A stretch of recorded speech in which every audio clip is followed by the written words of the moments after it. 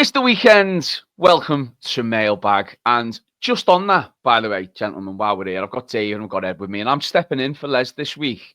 Les is on holiday, and he has offered us a question actually as well. But your regular Mailbag host, he's not here this week, so you got me, Warren, stepping in for him this week. But just on the opening that Les always does for Mailbag, someone had a cracking idea in the group chat the other day about Blue Room merchandise and perhaps a T-shirt with some form of Everton logo on, but with "It's the weekend" on the front, "It's Mailbag" on the back. And I'm wearing that T-shirt on the opening game of Bramley Moore, by the way.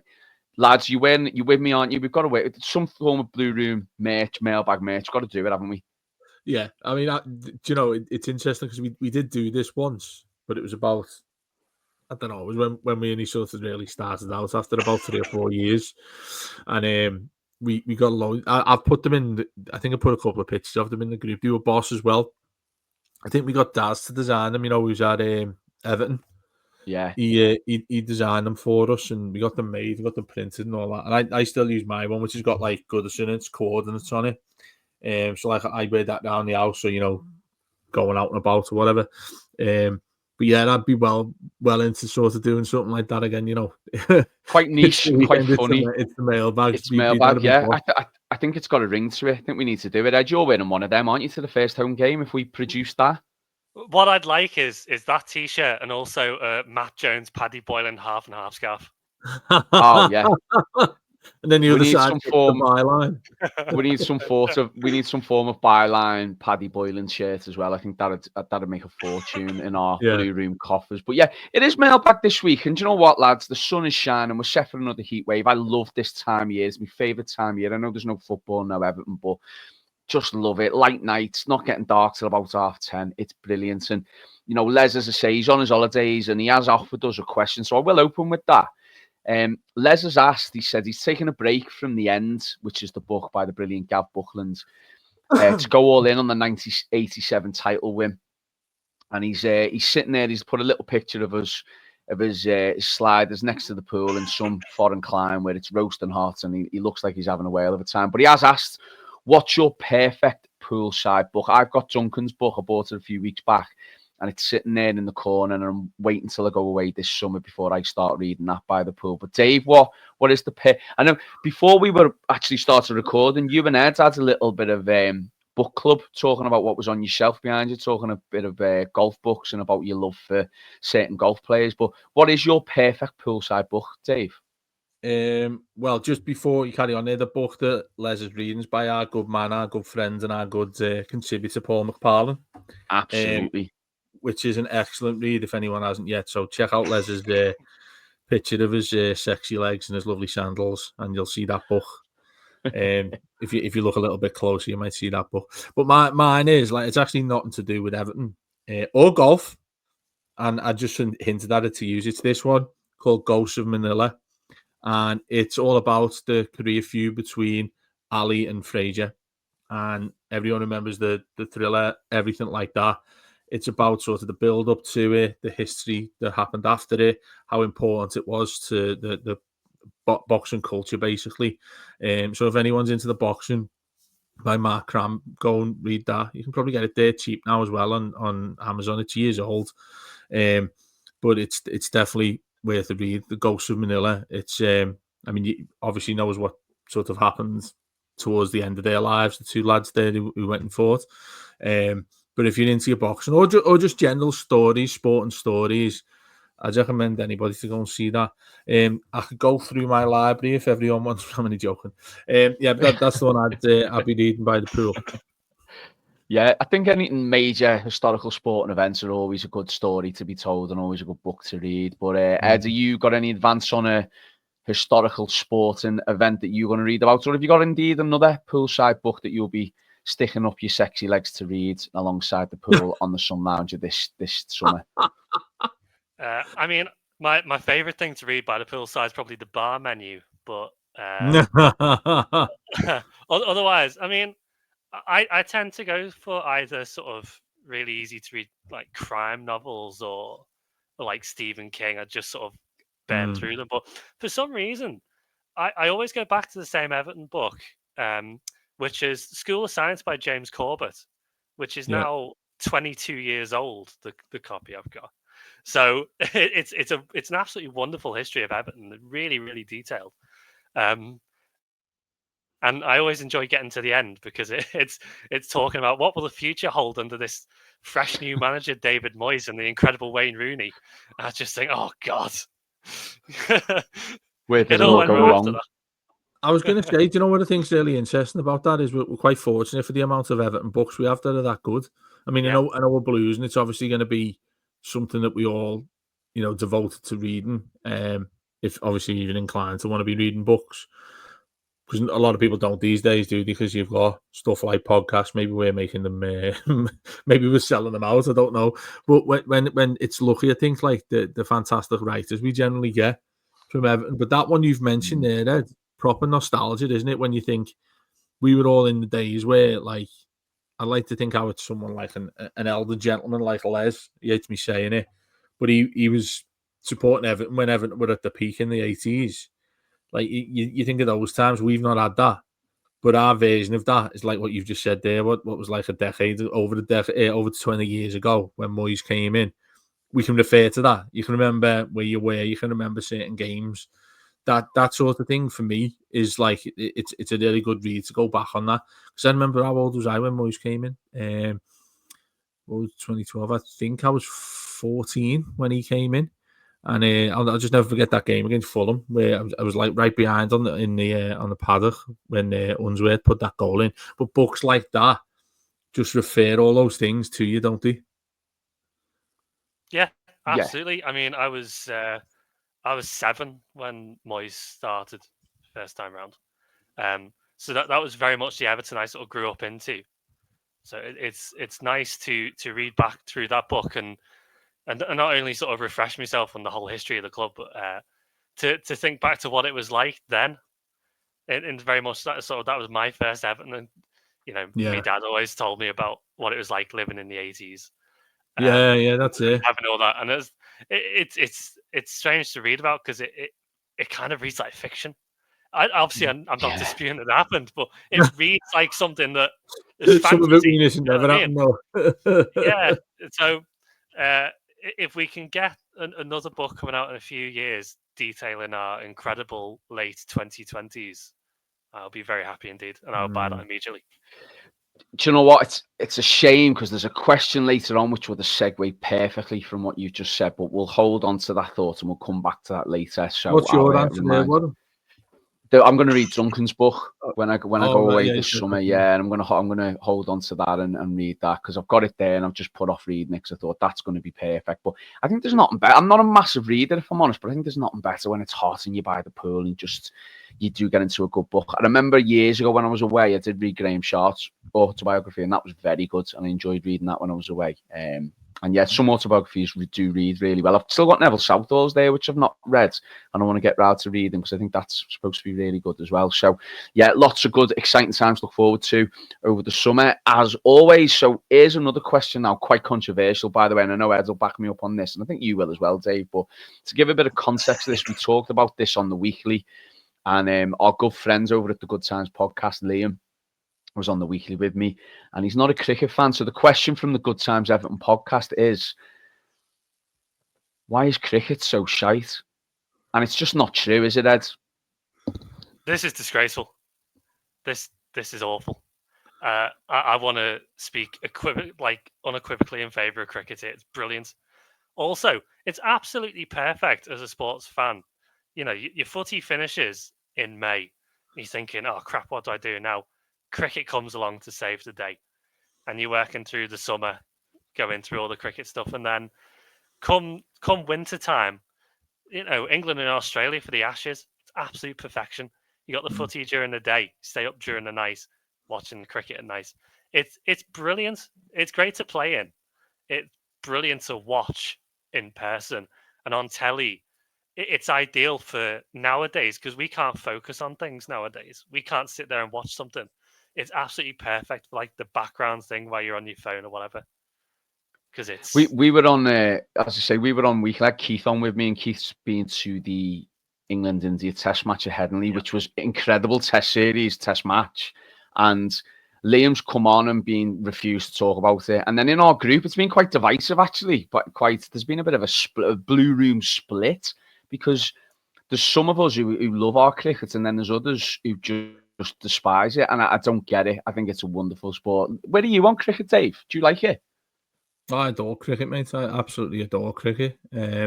Oh, you do, because I've heard you've gone to Australia, haven't you, and watched a test match over there in Is it Melbourne? Melbourne, you watched, yeah. Yeah, I've been to the MCG to watch the Boxing Day test. It was South Africa, Australia, that one. And my mate in Australia, my cousin who lives there, is a member.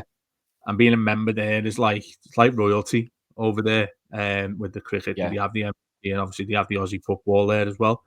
And they got us these amazing seats.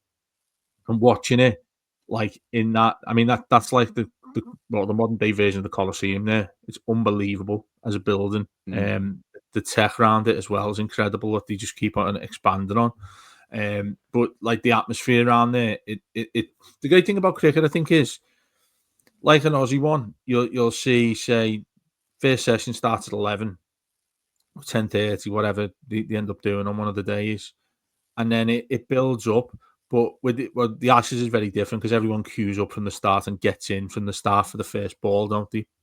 But with test matches, I love the fact that it's so relaxing. It's so different and unique in a sporting capacity, because every other sport we like, apart from what I'd say about golf, and we joked about it, but it's in its similar ways of the timing of it. You've got all day to watch it. That's where it gets the criticism, is because it takes that long. Test matches, certainly, anyway. The only thing that's gone against golf for me, just on a bit of a tangent, is now you've got the IPL and you've got the heavy focus that's on T20. And whilst I think that encourages younger people to get involved in cricket to me is test match cricket. That is the pinnacle of the sport. Whilst the others are great, I like the ODIs. I love it when England went and won the World Cup a few years ago. Fantastic. I like the way with the Ashes, the way the format is with the Ashes. You have the 5 tests for the Ashes, and then I think they have a 7-match one-day international series and a 3-match T20 series. So I get the other formats of the game I don't like as much as test match cricket. And the thing that gets me with it is, it feels, aside from the Ashes, the test match cricket is always on a sort of downward curve, really, because the way in which everyone seems to love to, hit it as hard as you can, as fast as you can, kind of thing. But there's elements of that's coming to test cricket. I mean, reverse sweep and things like that. There's the type of shots people play.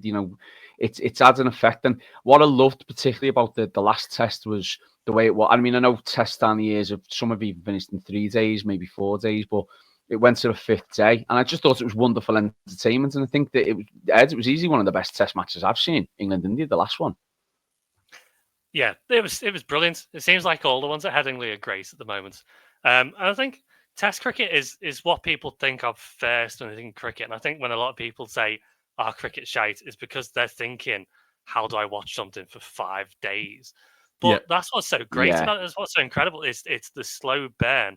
It's like watching a TV series when you're going through your first episodes and the story's building and building. It gets to that conclusion. It's a great way to put it. To a head.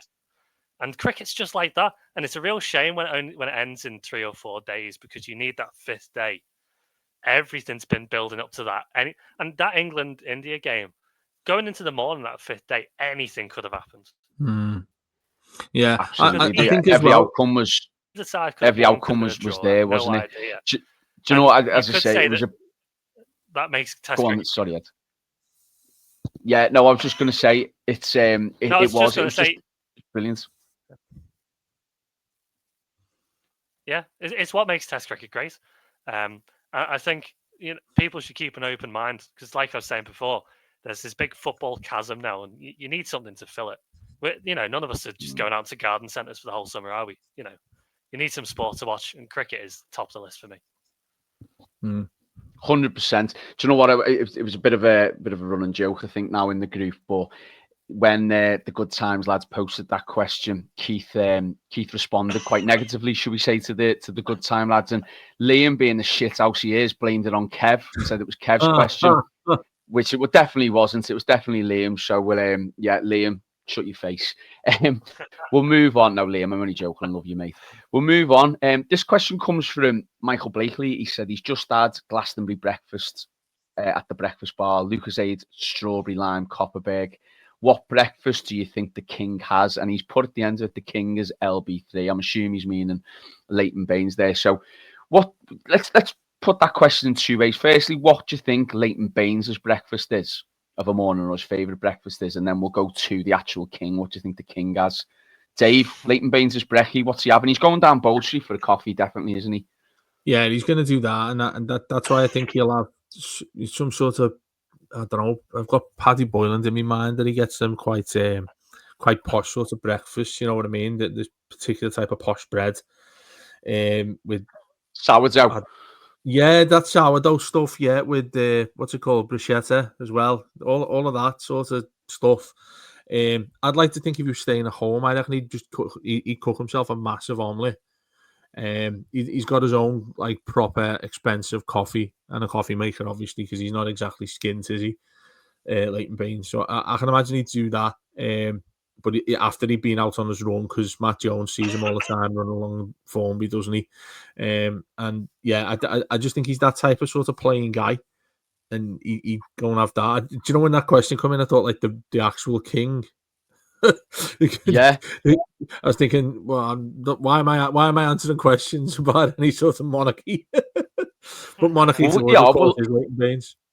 On that, Ed, what is the actual King having for his brekkie? I can see Prince Charles. I can see King Charles having a bit of avocado and a few chilies in there on his toast. He's having 14 rare quail's eggs. Yeah. Poached. Yeah. We're edging into answering whether we agree that we should have a monarchy or not. Just cause chaos.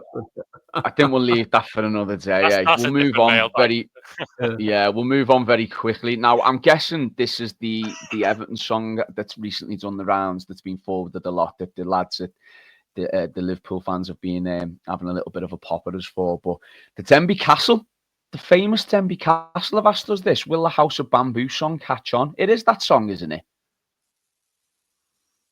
Or have I got that wrong? No, you're right. You're right. So what does it go like? What does it go like? Go on, Ed. Take it away. You volunteered there. Not a chance. All right. Well, I'm gonna look it up. So it's the one.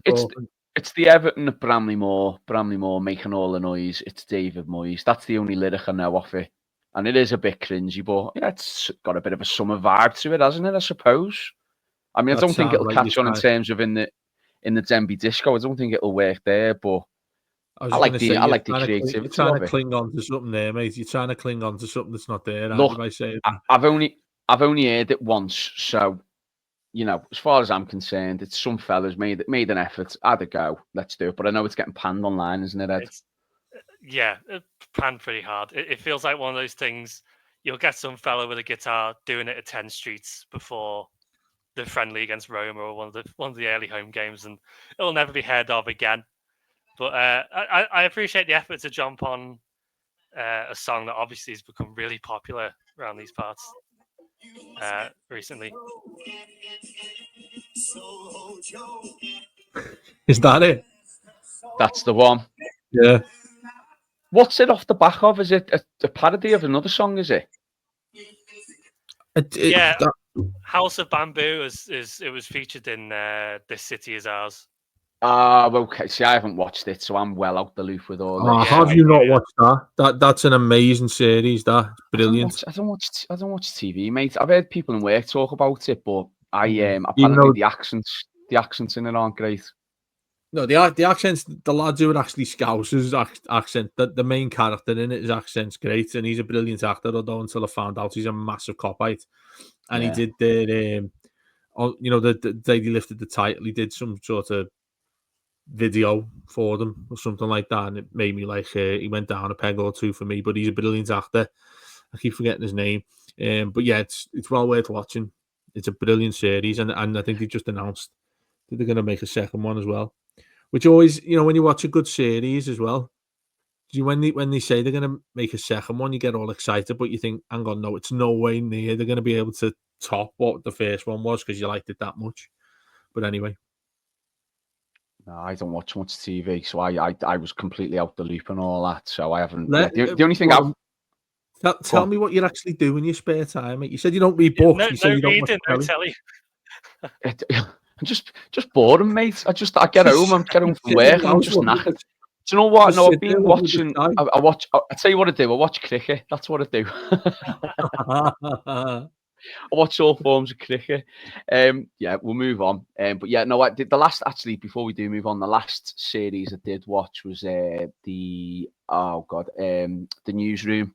Apple TV's The Newsroom with Jennifer Aniston, Reese Witherspoon. And I really liked it, but I don't think it quite hit on with a lot of people. And I enjoyed Ted Lasso as well. I watched that. I thought that was great, watching Ted Lasso. I thought that was a good show. But no, I don't really watch. I'm a bit of a...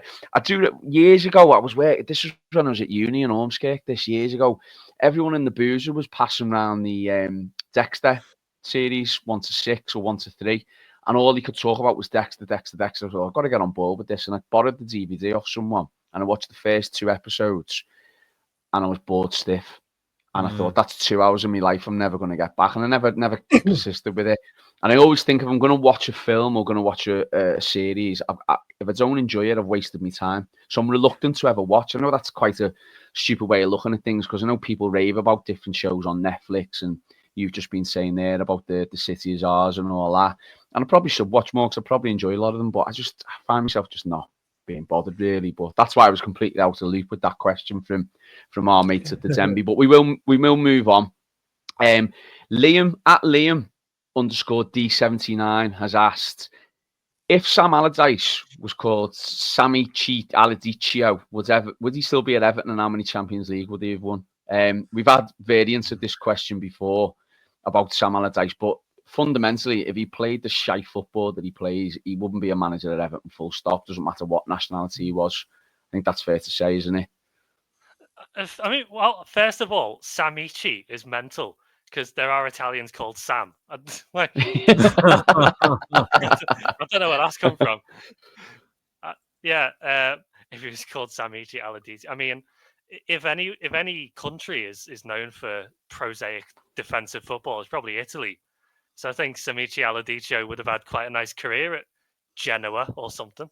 Yeah, I saw a podcast, Dave, that he did. I think it was that. I didn't see it all, but I saw clips from it. I think it was that No Tiki Taki podcast.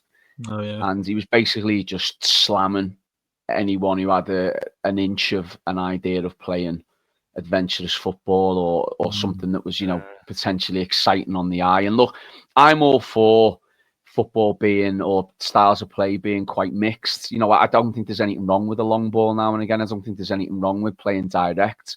I also don't think there's anything wrong with, passing it around, 30 times in your own half and creating openings. I think there's a style and a way of mixing it up. But he's just so against anything that seems to be positive or productive. And I just think he's from a bygone era now, isn't he? I will die on the hill of the many debates I've had, that he did a good job for us, because he didn't. He did. I mean, it's nothing to be sniffed at finishing 8th place, but I just think it is. No, this is why I'm sorry. I'm gutted that you've asked me that. The reason being is that season when he took over. If you go and look at the table when he took over, I think Everton it might have been 7th, it might even have been 18th, right? But there was only I think it was something like 3 or 4 points that separated there until 11th. And Everton were never going to go down that season. They were never going to go down. To go and finish 8th was no real achievement if you look at the amount of points we ended up with at the end of that campaign to finish there. But, of course, it played right into his hands, because he was able to say, well, I've kept Everton up, which obviously would have been the main reason why we went and got him. I remember nearly crying that day he was introduced as Everton's manager, because I thought, what on earth are we doing there? Why can't we go? And fair enough, there's panic. People think that the club itself obviously thinking that Everton are in that dire straits, they're going to go down if they don't change management. Fair enough. Clubs do that all the time. We do that all the time still. and we have done in the last 6-9 months, haven't we? The point being, if you're going to go and do that, Everton weren't in a position where they had to go and get, similar to what Leeds did, go and get somebody, somebody who sort of like sorts fires out and all that, whatever the sort of term is people use towards these managers who just come in for a few games, save them, and then they've earned a load of money and then they leave. Everton weren't in that situation when we ended up getting him. So much so that I think when David Unsworth was in charge, we beat Huddersfield. And we'd already said that Sam Allardyce, and he was sitting in the stands, and he basically took credit for that win when he still wasn't officially the Everton manager. West Ham, wasn't it? The West Ham game when Rooney scored that. Yeah, and he took credit from the halfway line. And I will add to this that me, Matt Jones, and Sarah Halpin went to Wembley when Spurs were there while the new stadium was getting built. And it was Tosin was there, and it wasn't one of his first few games, I think it was, because it was announced, wasn't it, infamously in the middle of a derby. It was announced like at half time in the derby, wasn't it? Half time. Ed shaking his head there. That's exactly how I felt. But then when we went down there, it was freezing, absolutely freezing, and we seen him in the warming up. They're like, "Oh, you can strike a ball in." You know, when you get that ridiculous mindset that this player is really good. You see them shoot in training, or you see them do something decent in training. You think, yeah, he's a good player. Him, you have a little wink, and they think, yeah, we've done the right thing getting him. And he was an absolute pile of shite when he came on, and we got beat 4-0, I think, and it was just a horrible, horrible trip back home. And Sam Allardyce is around that, isn't he, as well? Walcott, I know everyone will have a moment or two, particularly Watford, with Walcott. But yeah, Sam Allardyce doesn't deserve, in my opinion, any credit whatsoever towards Everton, because I think one of us three could have gone in there and done that exact same job, because there wasn't really, really much to do to alter a season that was still probably there had we not sacked. Was it Silva who got sacked? Yeah. Mm-hmm. Had we not sacked Silva? I'm banging on about it here, but this is one of the great, great sort of fork in the road for me, was that I felt that if Marco Silva was given a bit more time, he could have done really well at Everton. I would never say it now in hindsight. Look how well he's doing at Fulham. He feels like the one, Silva, doesn't he? Where if he sorry, I was just going to say he's the one that you feel that if he was given a bit of an opportunity, he would have been the one who would have fixed things eventually out of all the managers who got. Yeah, I mean, I had a great deal of sympathy for him. Yeah, I mean, I had a lot of sympathy for him. That game, look, you're not going to keep your job. You're going to lose 5-2 away there at Liverpool. That's a no-no, isn't it? If you're doing slightly worse, if you're the bottom half side with Everton, you're going to lose that score at Liverpool. Then the writing's on the wall there, isn't it? But yeah, to me, and I know I'm in the minority here, he was sort of felt to me like the one that got away if things were just slightly different. Players we signed as well. Did we get in there? Bernard, who looked really good at the start. We had Mina, Richarlison come in as well. Everton had a good squad. I remember going to watch us in the 2-2 draw away at Wolves, first game of the season. And Jagielka got sent off for a ridiculous decision by the referee, but we drew 2-2, and I was like really excited about how Everton were playing. So, if he'd have been given a further chance, then we certainly wouldn't have had Sam Allardyce. But yeah. Answered Liam's question there, which obviously I think he's, not to put words in his mouth, but he's saying that, basically if you've got a well-established foreign voice that seem to get picked ahead of ones that are traditionally English, like Sean Dyche or something like that, then I can see his point, because people tend to favour foreign managers. You can see why Tuchel's got the England job, for instance. But no, I mean, Sam Allardyce doesn't even get into a category of being any good in any language, in any culture. Sam Allardyce is a woeful football manager. Agreed. Well, I mean, it's hard to hard to expand on that, isn't it? I think I speak to my family about Sam Allardyce. The only person who disagrees is my uncle, and the only reason my uncle disagrees is because Sam Allardyce tried to sign him 30 years ago. So he always says he must have had some idea. He must have had some clue about what he was doing. Yeah, I mean, yeah, it's. I feel that the bloke is not. And the way when he left Everton as well, and he played on that, if it wasn't for me, he would have gone down card and all that. And Dice is doing that to a certain degree now, where he's blaming everything but himself about what happened at the club and everything. And at the end of the day, you still picked a side and you still played the style that was detrimental. And Moyes came in pretty quickly and proved that if you play with a little bit of go on, Ed. I was going to say, on that note, I'm way more sympathetic to Deitch than I am to Allardyce. Yeah, I am. Deitch had absolutely fuck all to work with, and he didn't have enough trust in the players, and that's obvious. But he just tried to put out a side that wouldn't be completely terrible. Sam Allardyce, he came in and we let him buy players and spend money and do what he wanted, and he brought in, as Dave has already mentioned, some pretty rank players, and sort of lived off that, and then he was surprised when we didn't keep him on. So I think, there's not much sympathy for Allardyce. Definitely not as much as Silva, who I kind of agree with you, Dave. And he's really unlucky. I think he's one of the more unlucky managers we've had. And there's just a few too many results that turned on him. I always remember Norwich at home was probably the one where he lost his job, not the derby just before that when we lost 2-0 at home to Norwich. It just felt like he'd lost everyone. And I remember I was in the Upper Gladys for that one, and when everyone had cleared out after about 75 minutes, and it was nice for me because I've never had so much leg room at Goodison. It was incredible. It was great. I was proper stretched out. But it's one of those really unfortunate things with management, isn't it? Where something happens out of your control and it spirals, and then it's too far gone. And I think that's happened to Silva. So he goes down as unlucky. And if he was, let's say Moyes moved on the end of the season, I'd definitely be looking at him again. Well, wasn't he? Who is it? This just we'll move on because it is festival season. So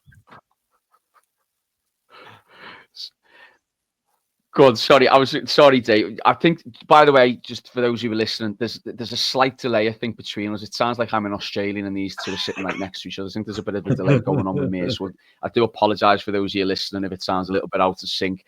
But I am going to move on because it is festival season. Glastonbury's underway this weekend as we record, and I know there's lots of different mini festivals. It was Isle of Wight last week as well, and there's loads of different things going on.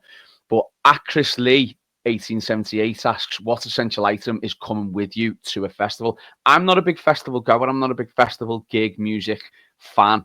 Like, I'm not with films. People are going to listen to this and think I'm incredibly boring, that I don't do anything. But I don't really go to them. But if you're going to a festival, Ed, what are you taking with you? What's your go-to item? Well, I'm already 2 festivals down, one to go this summer. So the main thing that I take with me is a fake suntan lotion bottle. It goes with me to every festival. It looks the deal. It looks like a proper bottle of suntan lotion, and obviously inside I've just packed it with vodka. It really helps with those high festival prices. Yeah, I think that's one of the things that puts me off. Dave, you look like someone who's in the dance tent and giving it biffers every time. Got your glow sticks and got your fluorescent face paint on. What do you take with you when you go to a festival? You're a festival goer. I don't know if you've ever told me if you are or not. I've been known to hit a shape or two. Don't get me wrong, but do you know what? There are a lot of things that I hate that I do ahead or in a better mood than going to a festival. I genuinely can't think of anything worse, and that's got nothing to do with the music. The music's great. That's why I love watching it on iPlayer or anything like that and catching up with it. That's fine, but just tense, sweat, rain, toilets. I feel sick thinking about that. And I know they do. Don't they now? Ed, you'll be able to let me know about this. Don't they do glamping now at them? Oh yeah, there's all sorts of options. So the one that I've just been to was Download Festival, and you can do all sorts now. They've got yurts and they've got huts and they've got like proper glamorous stuff. And I've paid extra for next year, where you get to park your car next to where you pitch your tent. Oh, And let me tell you, that's going to change my life. Because the worst fucking part of a festival is getting all of your stuff out the car, putting it in a trolley, and absolutely lugging it a mile to where you're sticking your tent. Because that's ruinous. So I'm really looking forward to next year living a high life. Festivals festivals are great because not just the stuff you're enjoying of the music, but the fact you're enjoying it in spite of all the shite things. Because the camping is horrible and the toilets are the worst, and all that moving around is really bad. But when you've done all that and you're sat with a pint, great music on in front of you, it's nice and sunny, you sat on the grass. There's nothing better. I didn't think there would be until I met my wife. I didn't even go to gigs, wasn't interested. And now I just can't do summers without festivals. They're amazing. I think I like the idea of it. I like the idea of them, and I like the idea of a bit of live music in the sunshine. Because I do think the times when you go to a pub, for instance, a bit of live music on, it's great and it is good fun. I think I'm with you though, Dave. I think just the sanitary conditions and the thing for me, sleep. I need sleep, and I think if I was camping in a tent with 100,000 other people all around me, I think I'm not getting any sleep, and I'm going to be cranky as anything because I am a bit of a crank when I've had a bit of a lack of sleep. I do need me 8 hours of a night. I'm a bit precious like that. So I think I'm with you in that respect. I think that's what puts me off, and I think, like you said, I love watching it. When some of the bands are on and stuff, and I'll probably be watching it over the weekend and with a beer or whatever. And it is good to watch, and it is good to see so many people enjoying themselves. But yeah, it just I think it's one that I'll skip. For me, you do get some good stories out of the bad stuff, though. For example, this Saturday of Download Festival last year, it was absolutely tipping it down all weekend. So you're talking proper mudfest. I wake up in the morning to screaming and yelling. So obviously I go outside. What the fuck's going on? Went down towards where the toilets were, and outside the toilets, it was just an absolute bog. It was mud and rain and piss. It was a whole thing. And there's this fella lying on his back right in the middle of it, just absolute prone on his back. And he's got two friends around him. One of them screaming at him, going, "You disgrace! Get up! Get the hell up! Everyone's looking at you, idiot! Get up!" And then his other mate's just standing there, and he says to him, "Mate, if you get up now, I'll give you some more ketamine." And it was like the Undertaker. It was just like the Undertaker who just went. But I thought that's festivals in a nutshell right there. Incredible. I think what you've said there, the main thing that encouraged me is like I could get through it if I was just absolutely shit faced for the amount of time that I was there. I think that's the only thing. But just on you, Warren, there, I'm just gonna. You're painting a bad picture of what you do with your life, mate. Because you've said that you don't like books, you don't like telly, but you love to sleep. I mean, what is going on down there? I am painting an awful. I'm painting myself as someone who's just this incredibly. I am exciting at times. Trust me, I know what I'm. I know what I like and what. And you're a teacher. I know. I think that's the job, mate. The job. I'm just so busy all the time. I think when I do get a chance to rest, I make the most of it. Anyway, moving on from my boring life and how boring I am. We've got another question. It links earlier, Ed, to what you were saying about Everton history and what Everton are going to be like in, let's say, 28 years' time. Because the question comes from the Toffees Chainsaw Massacre, and the question is, what's 28 years later this week, which was pure shite? What will you be doing in 28 years? And what will Everton look like in 28 years? Hang on. Have you just said you watch a film? No, this is the question. Come from the Toffees Chainsaw Massacre. He's watched 28 years later this week, and then in brackets has put, which was pure shite. What will you be doing in 20? I got excited because I thought you were saying you watched the film. No, I haven't watched it. But yeah, the question is, Ed, 28 years from now, what are you going to be doing, or what will be happening in your life? And then what will Everton be like in 28 years' time? Oh God, I don't even know what I'm doing in 28 minutes. Bloody hell! Still talking shite with us too. Yeah, probably. Doing a Marco Silva retrospective, I think. Yeah. First of all, I quite enjoyed 28 years later. I thought it was quite good, but I was quite a few cocktails deep, so maybe that helps. Little viewing suggestion for you. I mean, I don't know about me in 28 years. Hopefully, I'm still, doing things. But Everton in 28 years is a nice prospect. Hopefully, things like cup droughts are a thing of the past, and we'll all be complaining because it's been 4 years since we picked up a trophy or something. That would be nice. We're all on here moaning, going, "Oh, it's been 4 years. It's ridiculous." And David Moyes is still in charge somehow. I've just scarily thought, I've worked it out in my head, I'll be in my mid-60s in 28 years' time, which is a pretty scary thought. Dave, what's life going to look like for you in 28 years, and where are Everton going to be? Well, you'd still be like that, having not read the book or watched the television. Bloody hell, 28 years' time, mate. Bloody hell, I've had that much of a health problem. I'll do well to make it that far. But if I do, we'll have bought the club with the Blue Room. That's sort of what my ambition is to do. And also, I just think miserably.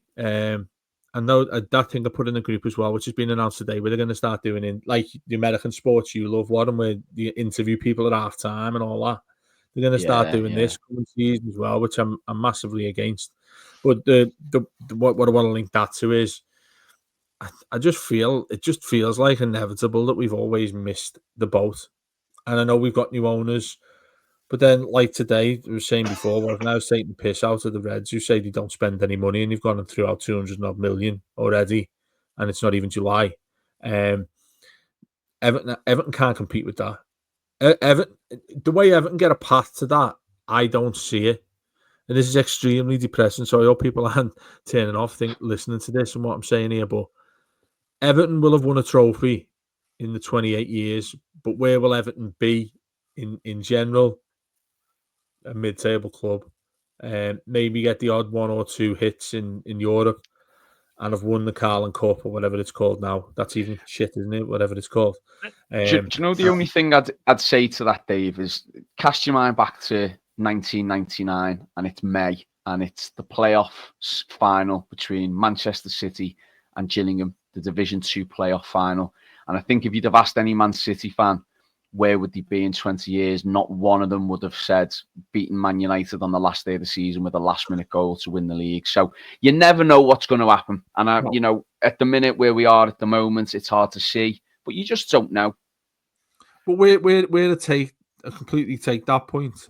But even now it's changed, hasn't it? Because if somebody, a nation, comes in and buys you, which is extremely unlikely, isn't it?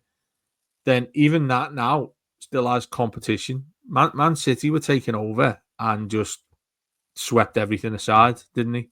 And went and won the league 4 years on the spin. I know there's competition now, which Liverpool fans who do listen to this will be saying, yeah, but we went and did it we did it the right way and all that sort of thing, when lo and behold, they've got to go and do the exact same thing that City are doing this summer. And that's what you've got to do. So it just feels like there's always a bigger fish. It's consistently like that.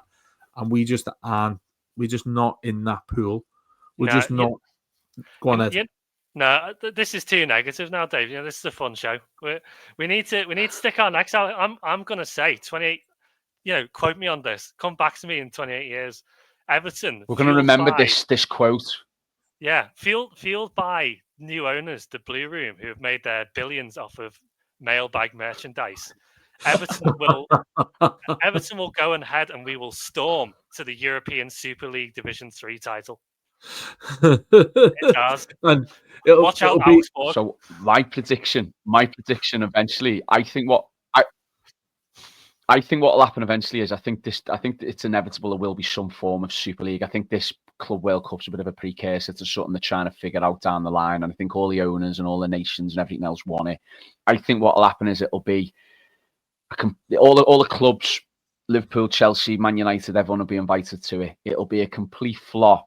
We'll see a reinvigoration of the English League as we know it, where Everton, Villa, dare I say, Newcastle will be the quote-unquote big clubs. And then when the inevitable happens where the Club World Cup or the Club Super League, whatever it might be, is a total flop, these clubs are going to want to come crawling back and they'll have to start right at the very bottom and we'll go on to dominate. And then by the time Liverpool have made it back up to the Premier League, they'll be small fry and we'll be the biggest club.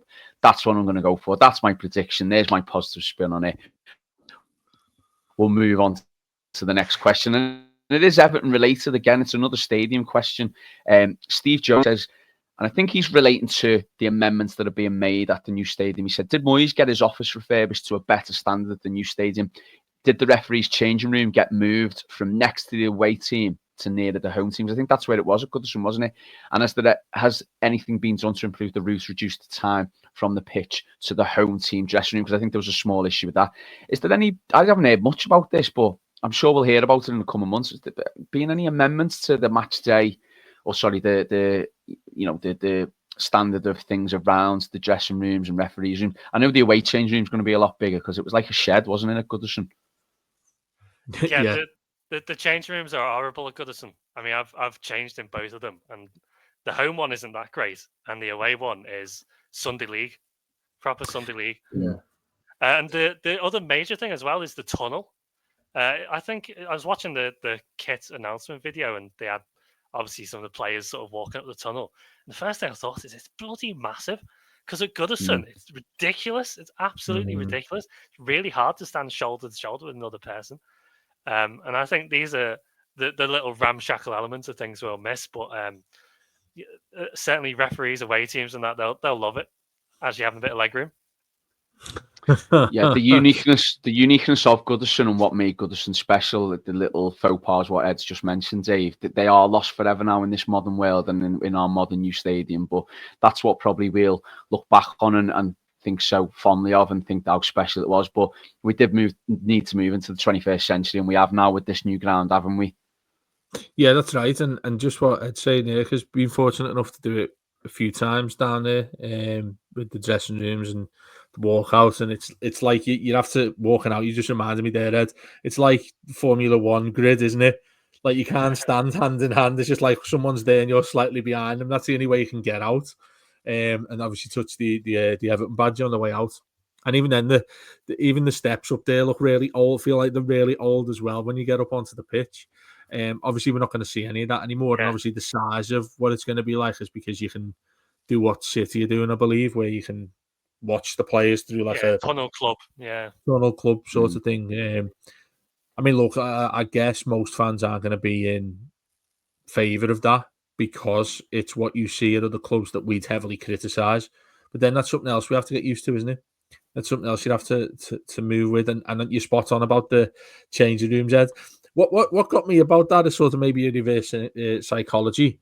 If you set up an absolute shit show of a away dressing room, do you not think that gets them up for it even more? Because you think these have treated us like absolute shite. I badly want to go out there and give them one even more. I randomly years ago, this was over 10 years ago now, went on a stadium tour of St Mary's, Southampton, and they took us into the away dressing room, and it was fascinating because what they do, I don't know if they still do it, they paint the walls and the ceiling black, or the ceiling black, because what it's meant to do, it's meant to feel like quite what's the word when you don't like small spaces? Claustrophobic. Yeah, it's meant to have a claustrophobic feel, and that's the thinking and the mentality behind it. Where the home dressing room was brighter and it was different colours because it's meant to feel homely and meant to feel welcoming and meant to. So there's all these little 1%ers and little things that people do to try and get the advantage.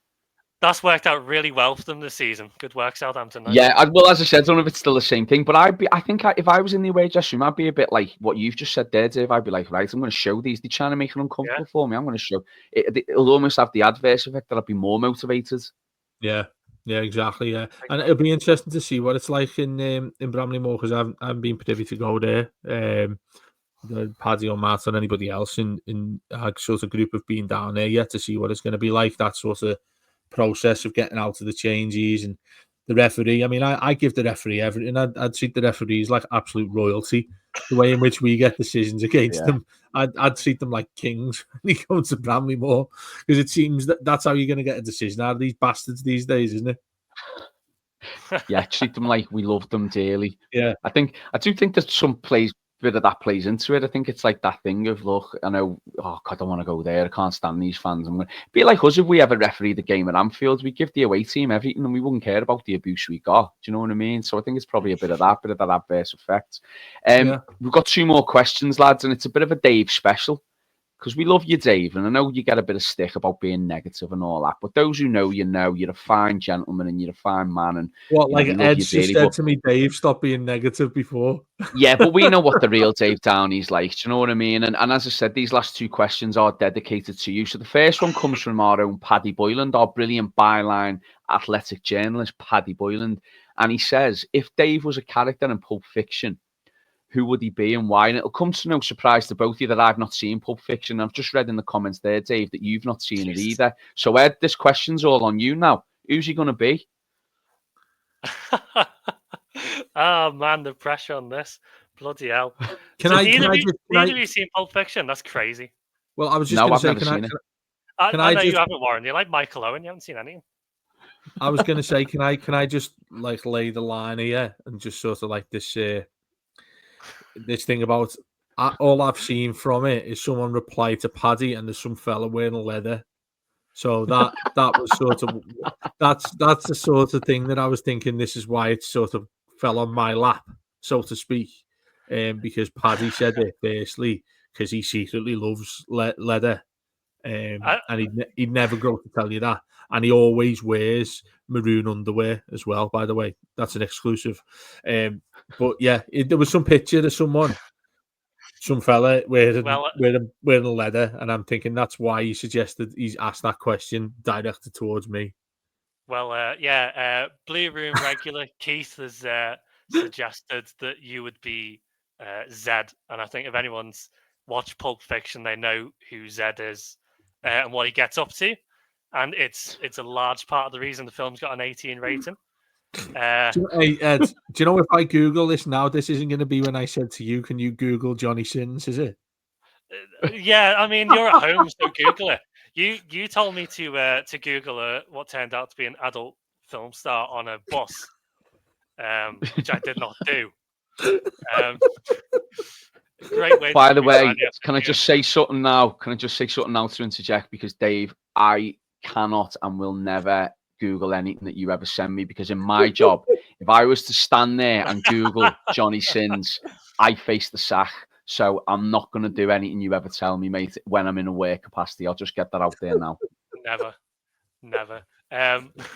What's his name? Zod? Zed. Z-E-D. Zed. Okay. And to be honest, you lads need to get on that and see Pulp Fiction, because it is an absolute classic. Yeah, Dave, I saw someone suggested that you could be Winston Wolfe, which is an absolute must, because that's a classic character. Harvey Keitel, if I remember rightly. Why am I looking at some fella with a red ball in his mouth and like leather around his head? Is that the right thing I'm looking at? That's the Gimp. You don't want to be the Gimp. I'm going, what? I figured as well that this Zed fella, the actor who plays him, he's the baddie in The Mask. So and I have seen that. That's a film I have seen. Yeah. There you go. And he's in. He's also in Usual Suspects as well, isn't he?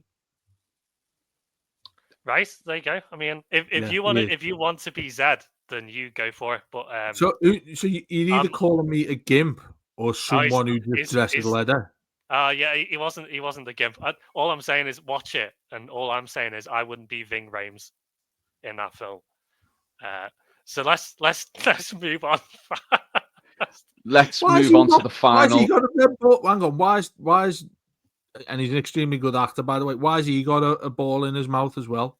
Ving Rhames. I think, Dave, what Ed is saying is we're going to have to watch it to understand. So I think that's where it's going to come. And we want to keep this show relatively family friendly. So we're going to move on. Dave, shut up.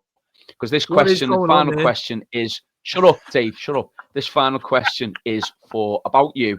And we can't have a mailbag without it being a question from our very own and lovely Maggie. And she says she had 3 minutes to think of a question, and all she wants to know is, Dave, how many bottles of salad cream have you gone through this summer? And then she wants to see the reaction of me and Ed and our disgust for 10 seconds per bottle. So yeah, Dave, we know your love for salad cream.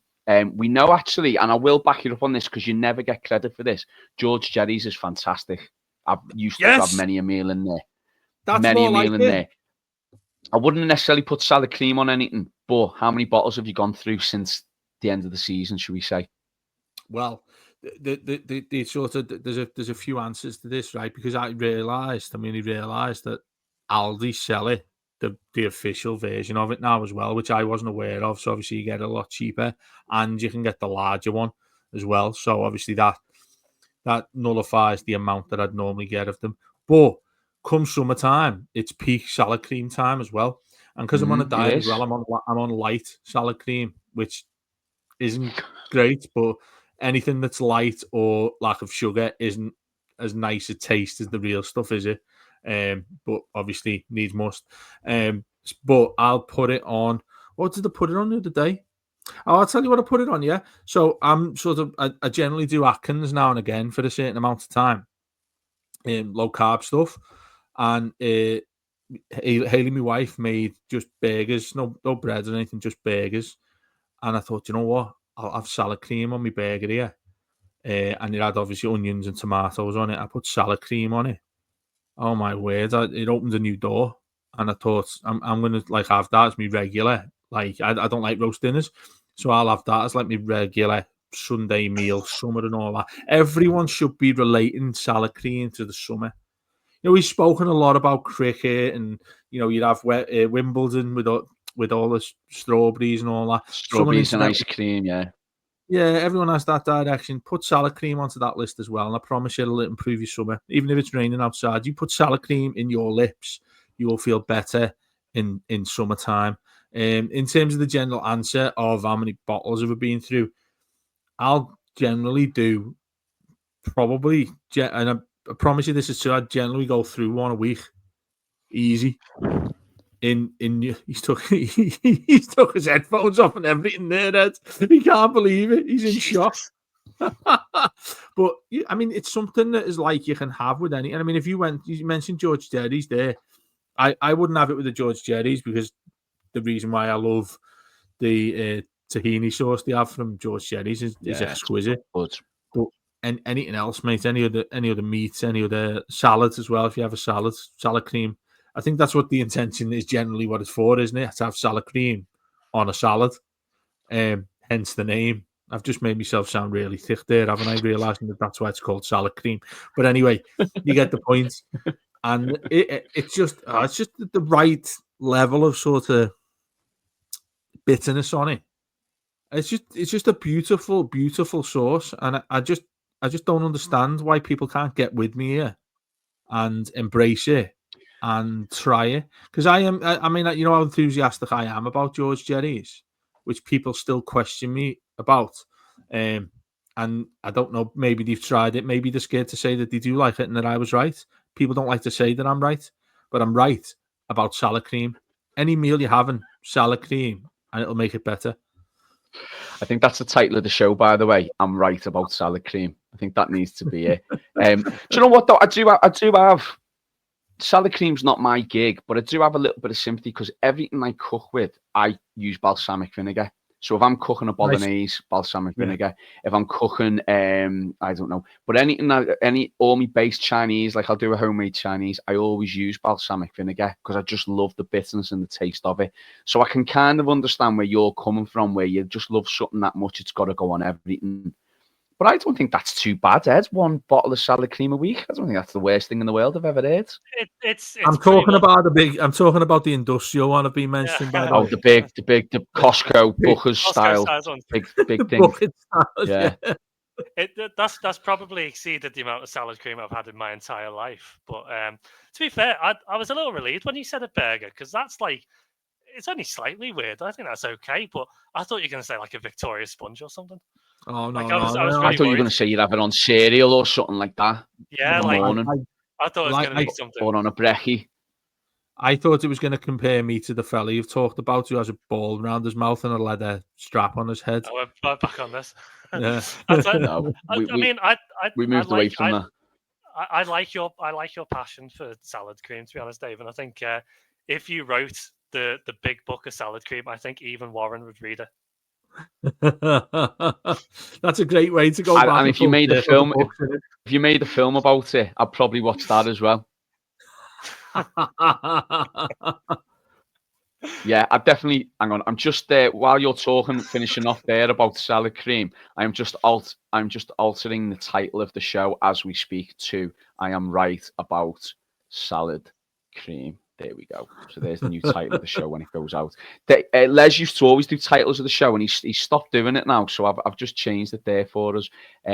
So yeah, there we go. But yeah, nice to finish off on a few questions about your passions and your likes, Dave. And Maggie, next week, if whoever's on next week, if you want to ask them about their passions, I'm sure they'll be more than happy to answer. But we will leave it there for this week's mailbag. It's been an absolute laugh. I love doing this show, by the way, and I love it when I'm a guest, and I love doing it when I'm presenting because it's just a chance to kick your feet back, have a bit of a laugh. It is the weekend, it is mailbag, and the sun's shining, and it just makes it fun, enjoyable, and it's a nice little precursor to the weekend. So it's been an absolute pleasure to have you both on, Dave and Ed. I was just going to say, I don't know. You're going to kill it now. My little finishing speech. What you always do whenever I finish a show, you always kill me finishing speech. But go on. I love that. That's because you got no hobbies. But anyway, what I was going to say to you was, it looks gloriously. I know where you are, sort of generally down south, but it's absolutely pissing down here. Oh, is it? Yeah. I've got a nice boiling hot sunshine day behind me here, so yeah. You're going to go out there. You're going to go out there and do absolutely nothing, are you? I've got to. Gotta go out into the middle of the road like and just stand there. Just stand there and think, what a great day to do nothing. Yeah, I'm going to do that. But I am going to attempt to. I might just go and watch Test cricket. Whoever's playing outside in the sun. I am going to attempt to finish closing the show here. So here we go. I'll try again. My thanks to Dave and to Ed. It's been an absolute pleasure, an absolute laugh to have you both on. Next week, I think Les is still away next week, so you might have some of us back on again.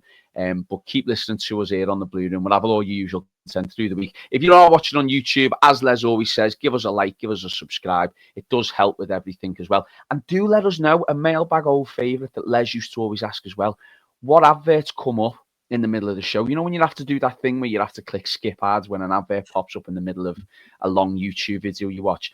Let us know what you are watching in your advert. Is it salad cream? Is it a book? Is it about book? Is it about George Jerry's? What is it about? Let us know. We're dying to know what adverts you're watching. Is it the ball gags? No, yeah. Or it's just Warren standing there doing nothing for 30 seconds. Sleeping. It's just a video of me sleeping. Anyway, before this descends into chaos, we will leave it there. But yeah, as always, thanks very much for listening to us. Have a great weekend and have a great week. Up the Toffees. We'll speak to you soon.